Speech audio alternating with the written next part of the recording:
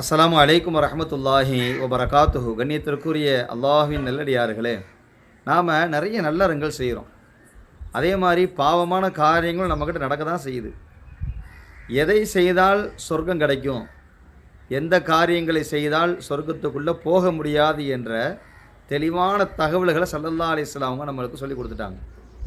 உதாரணத்துக்கு பாருங்களேன், ஒரு ஹதீஸில் எப்படி சொன்னாங்க ஸல்லல்லாஹு அலைஹி வஸல்லம், ஒரு 3 காரியம் இருக்குது, அதை ஒருத்தர் செய்யும்போது சொர்க்கம் அவருக்கு ஹராமாகிரும் அப்படிங்கிறாங்க ஸல்லல்லாஹு அலைஹி வஸல்லம்.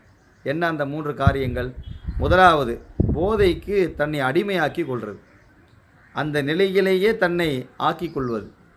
ரெண்டாவது, பெற்றெடுத்த பெற்றோர்களுக்கு மாறு செய்வது, அவங்க சொன்னால் கேட்குறதில்ல, அவங்க பேச்சுக்கு மாற்றாமல் நடக்கிறது, அவங்கள கண்ணியப்படுத்தாமல் இருக்கிறது. மூணாவது, ஒரு தவறான விஷயம் நம்முடைய குடும்பத்தில் நடக்கும்போது இது தவறாச்சே என்று அதை கண்டிக்காமல் அதை அவருடைய போக்கிலே விட்டுறது, ஏதோ செஞ்சுட்டு போகட்டும் அப்படின்னு சொல்லி விட்டுறது.